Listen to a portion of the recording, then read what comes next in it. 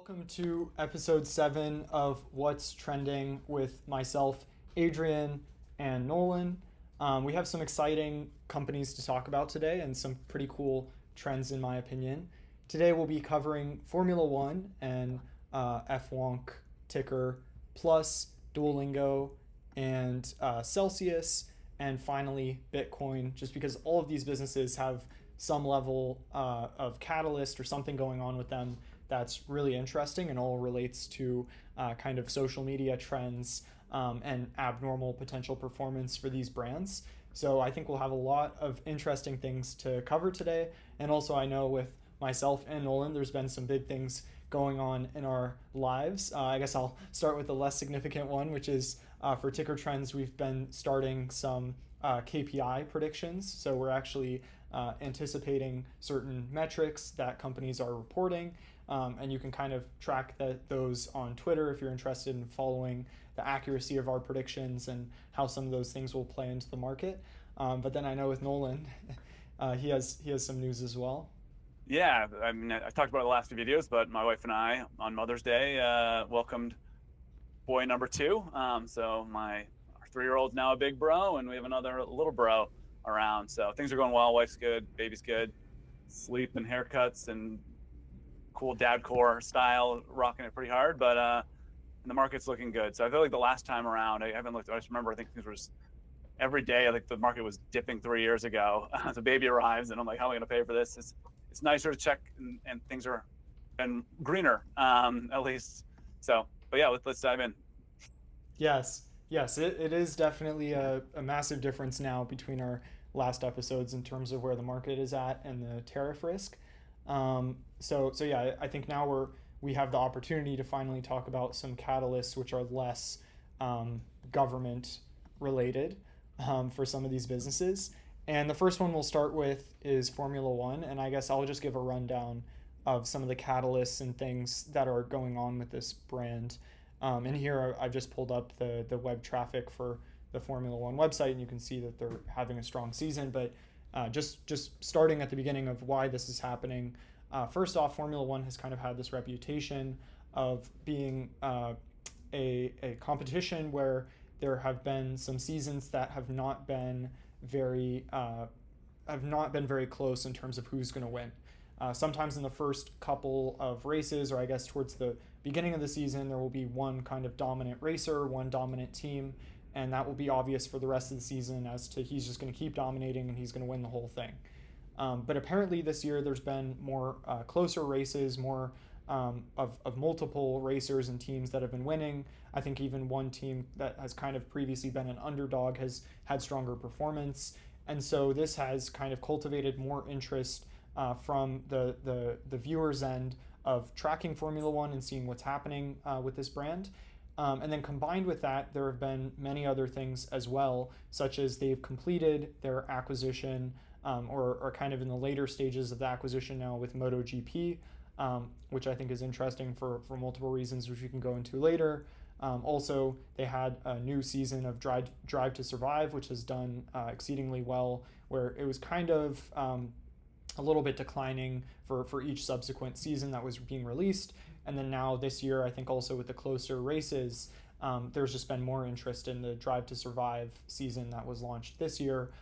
Plus, they have the Formula One movie, which is coming out in just a month or two, which I think will drive additional interest. So I think you kind of have all these tailwinds for the brand where you have like a strong season, a great season of Drive to Survive, plus a movie, and then closer races. So this is building up to be something that gives Formula One a lot of leverage, especially as they're going into the period of renegotiation for media rights, specifically in the US. So, I mean, they do have a lot of media rights outside of the US as well. So the US is kind of not like the only determining factor, but I think it does give them a lot of leverage, at least for this market, to negotiate really strong deal for the next couple of years of media rights for Formula One. A question, Adrian, is the thesis a bit that the audience stays about the same and just transfers, and then the cost of that audience goes up by them negotiating it? Or do you think that if they pick the right one, whether it's Netflix, something like that, that they actually expand their audience, and it's just an easier to get to rather than having to watch it on ESPN.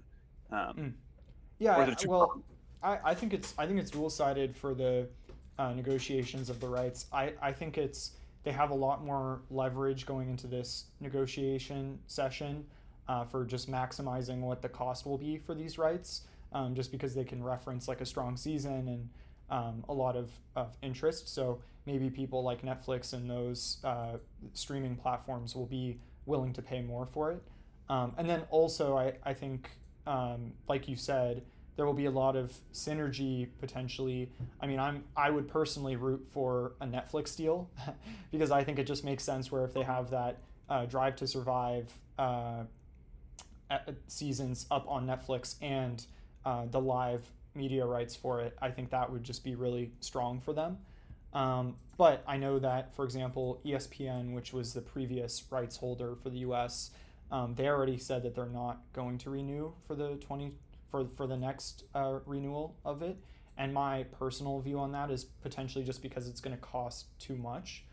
So that's why I think this could be pretty interesting. Where I just think they'll have a lot of negotiating leverage for this renewal, and then I mean, regardless of where they land, I think the viewership won't be impacted really, at least for the U.S. But I think it does potentially even give them the opportunity to expand their audience, especially if they were on Netflix. Yeah, it's an interesting one. I mean, again, if they're on Netflix, hopefully they'd be able to kind of relay some of those to actually active watchers rather than just the drama of the relationships. So it's not a sport I followed all that closely. I know those that are passionate about it really are. So I think there's an element of those that are passionate are going to go where it is. I know there is. Again, this was not I didn't even know this was a publicly traded company until you brought it up as a potential one as we were kind of going over ideas here. So and to spend a little bit of time before we got on, but there is the F1 TV that you can kind of pay to subscribe. So those will probably continue, and maybe they'd have to actually eat that. They might lose some of that business. Again, I'm just thinking out loud here a bit, but again, what makes me interested and excited is that if this could be an element of expanding the audience of this. I know another part as we were kind of prepping for this, I talked about how, like, again, I'm a big baseball sports fan. I consider why I'm like got into paid digital media marketing ad spend, Google ad stuff, and stock market is. I like thinking about the numbers of sports. I like fantasy sports, and rather than I went to Syracuse thinking I wanted to be like a Bob Costas, a talking head type person. But you realize even if you have this awesome opinion, you can't do anything about it. Whereas what I like about the stock market, what I like about fantasy is that you can, if you have conviction, you can put your money where your mouth is and actually make that change. That you can't decide which player gets started and which one gets benched, but you can make a decision there. And I do think it's opened it up in terms of the daily fantasies as to now content creators can get a means of kind of paying for what they do if they really love the sport. So I haven't gone too deep into this F1, but if there's, and I can see there are some gambling, again, you just search F1 gambling, F1 daily fantasy, there's like prop betting and things like that. Whereas if you're now creating content about these races, about the racers, and then you're kind of have hey, use my code here to sign up for your when you put $100 in, you get $100 free to gamble. They can now, the content subscribers can kind of create little mini communities that kind of can spiral out. So if F1 can be smart about this and kind of relay an audience base that's kind of on Netflix and now kind of easily making them watch the races, and then people get to be this really thing they're passionate about and communities that talk about it. So it does seem like something that's an interesting one. I'm going to pay more attention to it. There's been more interest in the schedule than past years in red here. So I think early signs are that those that are watching are more interested than past years, and we'll see what this does. But we can, I don't know if anything else you had there to add, Adrien, or we want to kind of jump into the next one. Yes, I just wanted to quickly mention as well something else that I think is interesting about Formula One, which is Formula One in more recent history has been relying on kind of scaling some of their races and venues for the sport in terms of having more races per year, new locations and racetracks. And while that's really great and it's done a great job of expanding the audience, especially within the US by having more US based races, there is kind of an upper limit for like how many races they can do per year, just logistically, within the number of days and the amount of time that they have during the season. And so I think potentially that this acquisition of MotoGP could be really exciting because it gives them a new avenue to say, hey, we're really good at like taking these motorsports and making it mass, making it popular. they have the relationships, they have the know-how to scale this well. And so I think them taking something like MotoGP and potentially doing the same thing that they did to Formula One, because ultimately in history, this is what they did with Formula One. They acquired Formula One and they transformed it into what it is today. I think that they could potentially do a similar thing with MotoGP, and that would allow them to kind of overcome that limit of saying, well, we can't just keep expanding Formula One to new locations, more races, because there's not enough time anymore.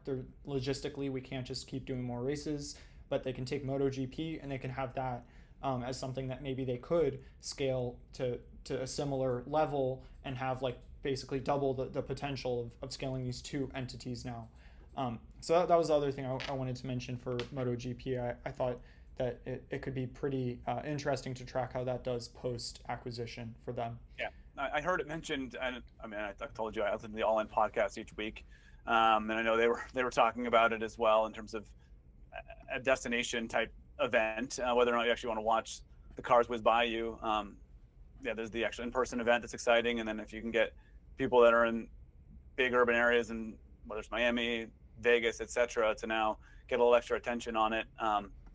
Yeah, again, just build momentum. Yes, I agree. It would create like a whole nother sport, basically, that people would be following, a whole new set of characters and racers within MotoGP. So I think it reminds me maybe of like Sanrio, where they had Hello Kitty and then they started launching these new characters and they could basically just replicate their business with these new characters. I think for a media company like this, they can do the same thing where they basically just have this new sport that they own, and they can take all the things that they learned, all the relationships that they have for Formula One, and just replicate it into MotoGP, and maybe make that into the next big popular sport, and just double their potential size of their business, hopefully. Yeah, but I guess we can jump into Duolingo now, and I'll give a brief overview of what was happening here. Essentially, Duolingo has seen a lot of strength, especially with some of their past marketing strategies in terms of like the dead Duolingo and attracting a lot of people to downloading this app, getting more daily active users, more paid subscribers. And so the market's really loved this company, where it's kind of defied all criticism from the market participants. Now, more recently, something that they've done is they've leaned really heavily, especially from the CEO, into AI, replacing some of their workforce. And the CEO uses it more as like saying to the market, like, hey, look, we're operating this company really in a really efficient way. We don't need to pay engineers a ton of money. We can slim down our workforce, and we're innovation first. So for him, I think it kind of makes sense. But then I think you have this smaller internal growing trend within the user base of Duolingo, of users criticizing this move from Duolingo, and that's starting to potentially transform into an issue for them. And so what they've done is across different social media platforms, the marketing team now has, I think, kind of started to realize that this could be an issue, and so they've been trying to lean into it and turn it into a positive. And I think maybe this is the right way to approach it, but it also just depends how much the user base will be receptive to this idea from them. So you can see they've deleted like all their videos from social media. They're doing this campaign where they're saying like, screw the management, like AI is destroying the business, and they're trying to turn it into a joke and a marketing stunt. But then when you look at some of the comments for people talking about it on these videos, actually there is some level of negativity, and people saying like the platform is losing its quality. They don't want to support a company that's firing a bunch of employees. So either what's going to happen here is Duolingo will handle this well and they'll turn this marketing stunt into a positive for the business, or it could go in the inverse direction and actually make their user base more upset about it. So I'm kind of interested to track how this could do, and there's been some short sellers on Twitter that have picked up on this, specifically Citron Research, which is a fairly large short seller. To be fair, he's been wrong about quite a few things. One that I disagreed with him on was Garmin, where he was saying that the Apple Watch was just better than Garmin and that the Garmin watches would be a fad. But with Duolingo, I think there is some risk here, because this is a company and an app that does rely very heavily on social sentiment, at least in my opinion. Yeah, and Andrew left is interesting. I mean, mine goes back to he was ripping on Shopify back when it was probably like 1/20th what it is now. So again, an inverse Citron investing, I'm sure he probably did pretty well if you just did the opposite of what he was saying. But it is I mean, as far as the actual marketing conversation of where, and just the greater kind of risks that Duolingo has, where if you come up with a list of companies that as AI becomes more and more deeper and deeper permutation, or deeper entrenched in terms of how we're actually going about learning things, I do think you're probably you learn a language better if you just went back and forth talking with the assistant on ChatGPT rather than trying to use Duolingo. I've an embarrassingly long Duolingo streak, and I can barely talk to our nanny in Spanish. So it's good at making me do 5 minutes of Duolingo at the end of the day because I want to keep a streak going on. But how effective is it actually having the outcome that you want? So I do think Duolingo very much is trying to want the conversation around AI to be one in which they're benefiting from, and that they're adapting to. So they've got Duolingo Max, which you get like a better explanation of why you got it wrong with AI. So there's ways in which they're trying to show to the market that AI is a tailwind and it's not a headwind, or not even a full wall that they have to break through. And again, their marketing is pretty smart, pretty savvy. Yeah, I suggest to watch the video. It's an interesting one. There's definitely everything's intentional. I don't think it's just some rogue person stealing things down. I think it's a very well controlled narrative that they've probably done the game theory out around how this benefits them, whether it's just to get buzz, or this is to control the investor sentiment around AI is a beneficiary to Duolingo and not a reason to.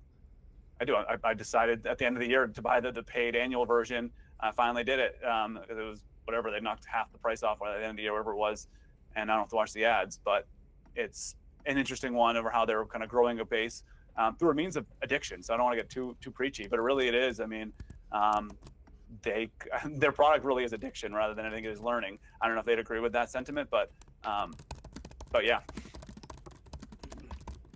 Yes, I agree. I think that they probably have done some level of game theory and thinking around this. So I do think they're going to try to handle it in the best way possible, and it's very easy for them to pivot this marketing strategy away from it if it ends up going against them. For now, it's not too much of a large risk for them. I think the real risk comes more from what people have been talking about on Reddit, which is there has been this sentiment around the Duolingo, the actual product getting worse because of AI. So there have been people saying that the lessons are like not as creative or engaging as they used to be because they can sense that they're being more auto-generated. So I think the risk doesn't come as much from people being like upset about the business incorporating AI into their development process or something like that. I think it comes more from if their actual product is just getting worse. but then sure. I think it comes down to what users think, and that's more something that you could experience if you were just using the app very actively. And if people still enjoy using Duolingo, then I have no doubt that the growth would continue, and it's not really going to impact their underlying business very much.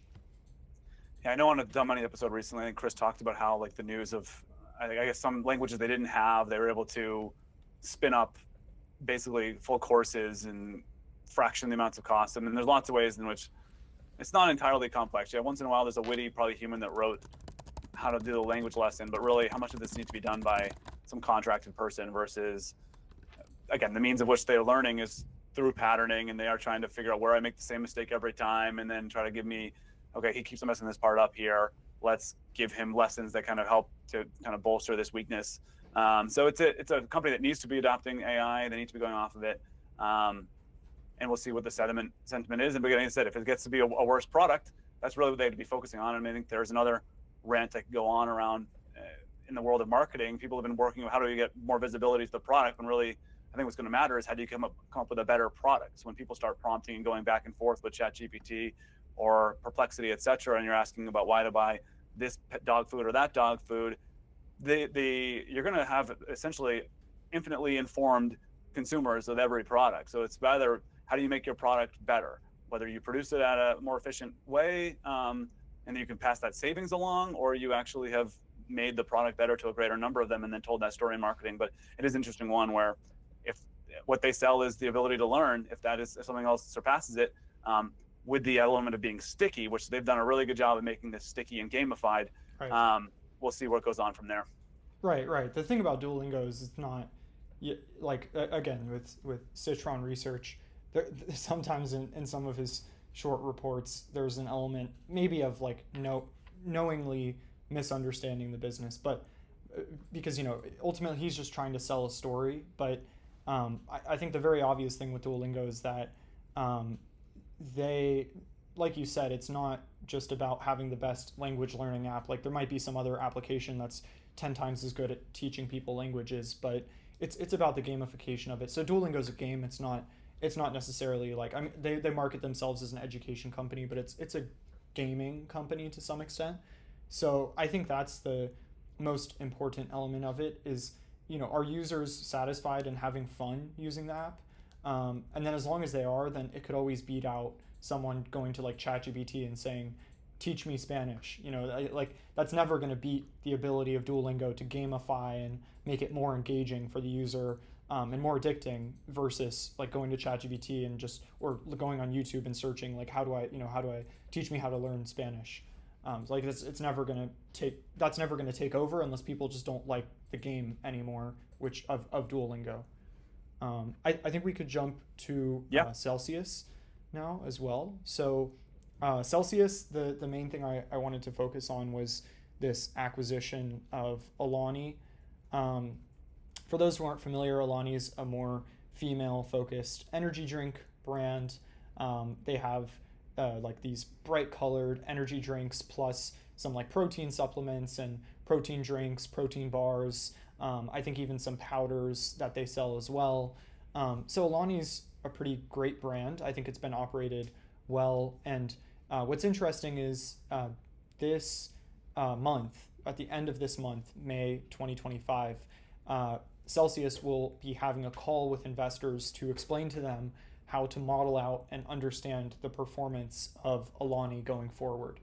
So I think what's happening here is this, the market responded very positively post acquisition of Alani, and part of that is what you're seeing here, which is Alani Energy and Alani Caffeine. Like Alani has just gone parabolic even since the beginning of this year, and their acquisition was towards the end of last year. So they actually acquired quite well in terms of timing of growth of this brand. Now, the opportunity here will be if there is any level of dislocation between how investors understand this brand currently, and the growth potential of this brand versus what Celsius will come out and say on their call later this month. They have an opportunity to come out and kind of surprise investors with the potential of how this brand could model into the future, or it'll kind of just fall flat and be what people expect, or not fall flat, but just be what people expect. So I think that's where there's an interesting opportunity. And Alani itself has just been growing on kind of all cylinders since the acquisition. I think there were some interesting terms across different social platforms, I believe TikTok and these other platforms, like just the volume of views that they were getting. So here on TikTok, it's also just been like parabolic of people talking about this brand. So I think there's an opportunity here for Celsius to have this growth continue into when they talk about modeling for investors for this brand. Yeah, it's a company super familiar with, and I did not sure. I mean, I don't know how much credit I get. I did talk about Alani. Let me see if I can share the screen here. But it's, as far as company I was talked the most about, I think on Twitter, it's probably been Celsius is up there on my word cloud. Let's present now and see if I can get the right tab. But it is one where Alani's had really good volume, search volume for a bit here. So I made the tweet. Let's see if I can get the right tab. But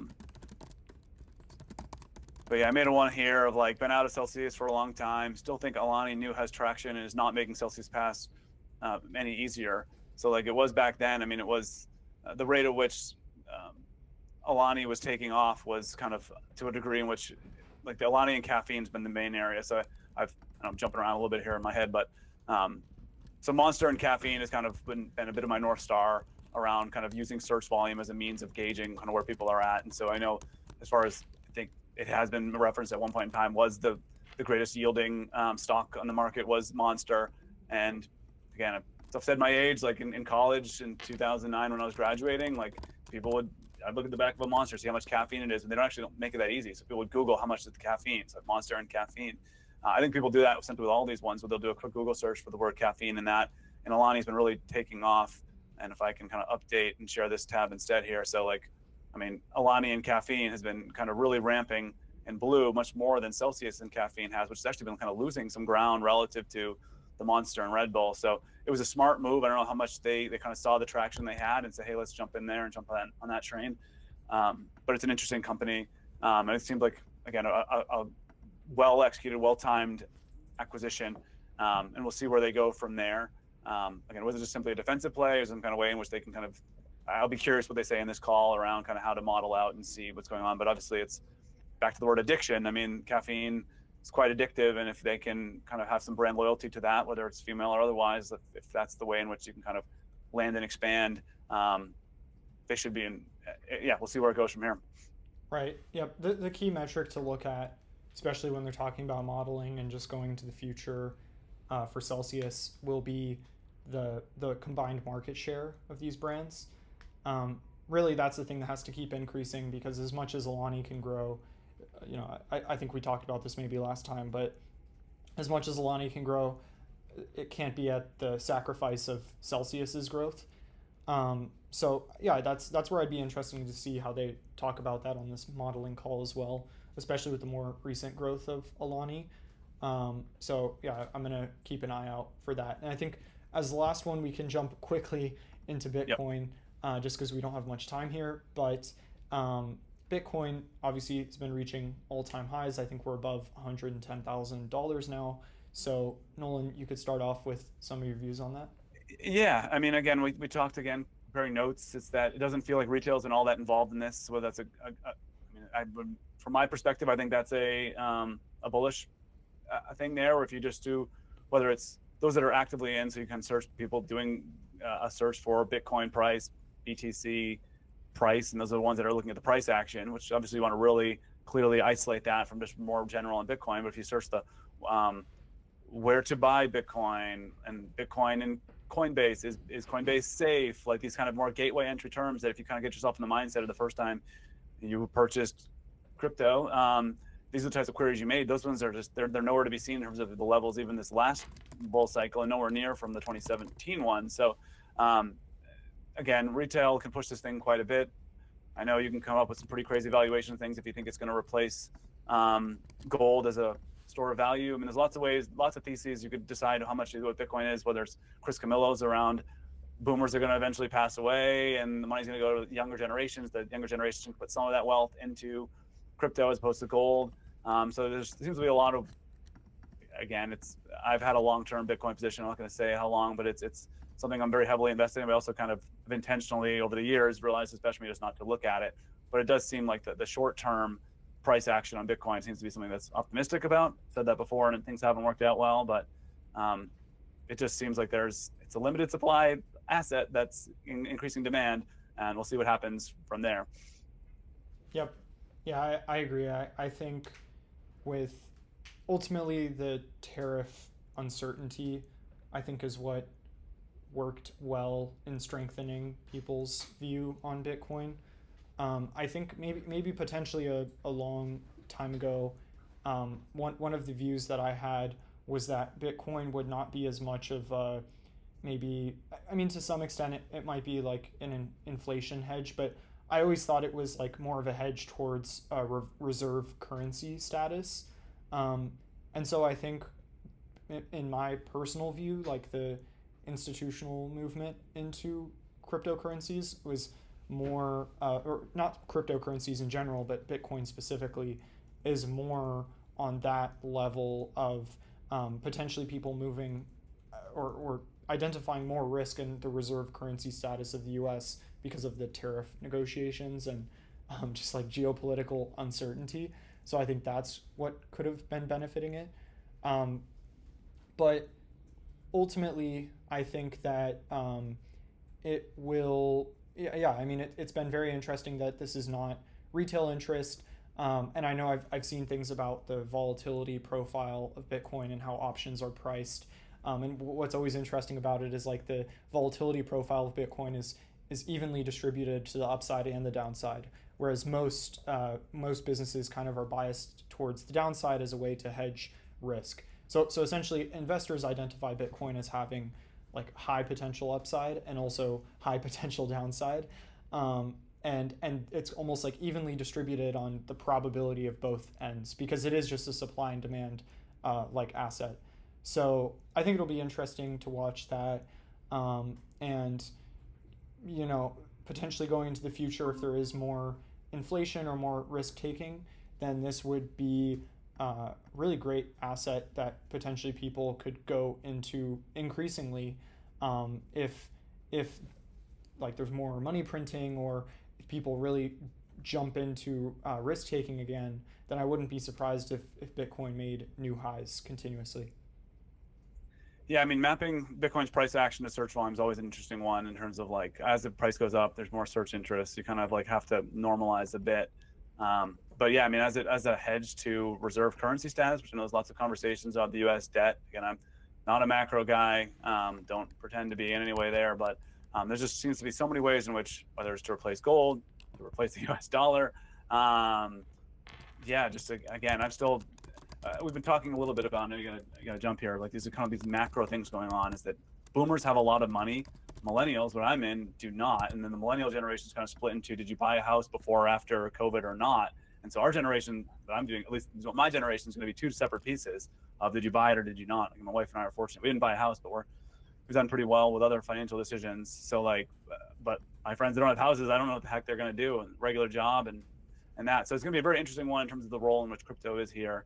And are we going to just, inflate away our debt as how we're going to means of going about it? So lots of interesting conversations around kind of what's going on with all this here. But yeah, Bitcoin just seems like there's too many things for not want to be allocated myself anyways towards it. I talked to my financial planner, maybe want to reduce my total exposure a bit, but yeah, it's an interesting time. And I think there's a lot of things going on. And again, I just don't think retail showed back up. And I do think if we hit the all-time high yesterday, and I think that's where that tension starts to kind of eyeballs get in. If that means we're going to tip over, I mean, it just seems like there's a lot of things that could really asymmetry.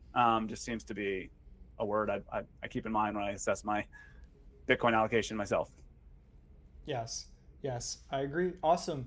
Well, Cool. I think we covered a lot of really exciting opportunities in this episode, and I'll be interested to see how the media negotiation rights play out, how the call with Celsius goes at the end of this month.